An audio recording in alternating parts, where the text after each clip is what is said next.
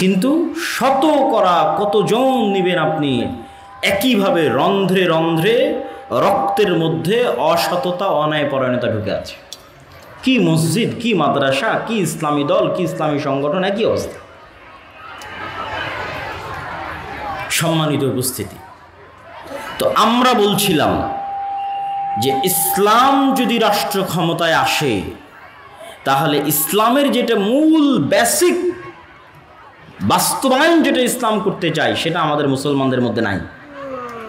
এই জন্য আমাদেরকে দিয়ে আল্লাহ সুবহানাহু ওয়া তাআলা রাষ্ট্র ক্ষমতায় নিয়ে যাবেন না। সেই বেসিক মূল জিনিসটা কি? ন্যায়পরায়ণতা, সত্যবাদিতা। এটা থেকে আমরা হাজার হাজার লক্ষ কোটি কিলোমিটার দূরে আছি। আর পাশ্চাত্য বিশ্ব আপনাকে ভয় দেখাতে থাকবে এবং তারা চাইবে এই যে গণতান্ত্রিক সিস্টেম আছে, এই সিস্টেমটা টিকে থাক। এই জন্য নির্দিষ্ট ব্যক্তির উপর যেন আপনার রাগ উঠে, আর ওই নির্দিষ্ট ব্যক্তি চলে গেলে যেন আপনার রাগ কমে যায়, এটা তাদের চাওয়া।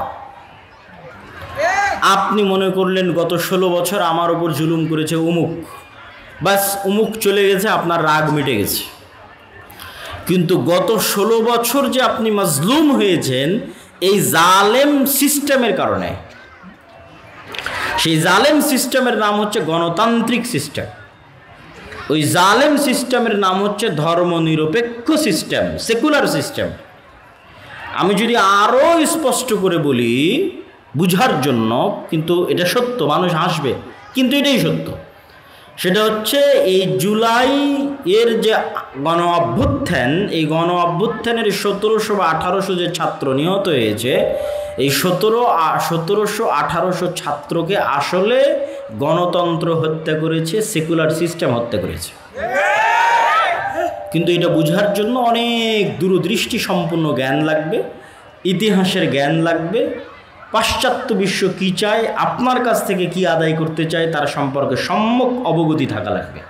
তাহলে আপনি বুঝবেন যে 1700-1800 জন মারা গেছে, এই 1700-1800 জনকে হত্যা করেছে কে? এই সিস্টেম, গণতান্ত্রিক সিস্টেম, সেকুলার সিস্টেম। এই সিস্টেম যদি পরিবর্তন না হয়, এইরকম স্বৈরাচার জালেম 20 বছর 30 বছর পর আবার তৈরি হবে।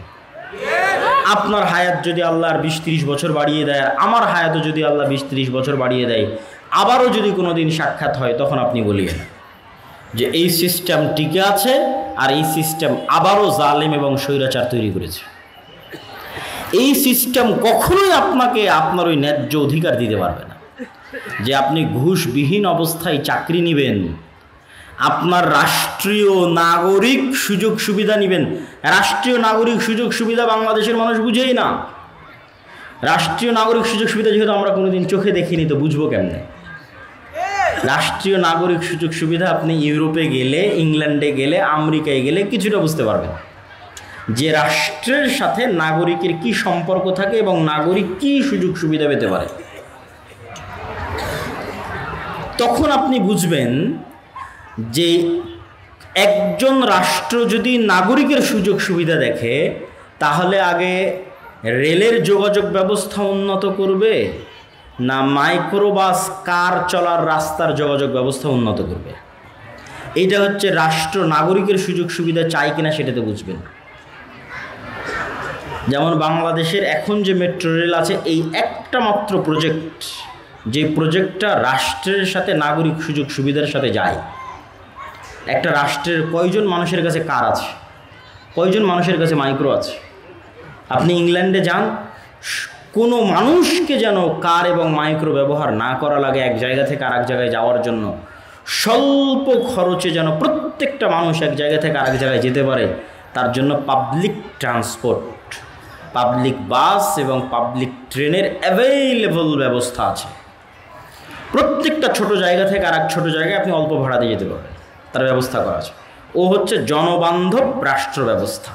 মানে আগে আপনার কথা চিন্তা করেছে, আগে রিক্সা চালকের কথা চিন্তা করেছে, আগে ভ্যান চালকের কথা চিন্তা করেছে, আগে কৃষকের কথা চিন্তা করেছে। আর জালেম রাষ্ট্র ব্যবস্থা আগে চিন্তা করবে দুর্নীতিবাজ কোটিপতির গাড়ি কেমনে চলবে তার কথা চিন্তা করবে, কৃষক চাষা ভুষা কীভাবে চলবে সেটা চিন্তা করবে না। এরকম আরও অসংখ্য পয়েন্ট আছে। আপনার চিকিৎসা কিভাবে আপনি প্রাপ্ত হবেন,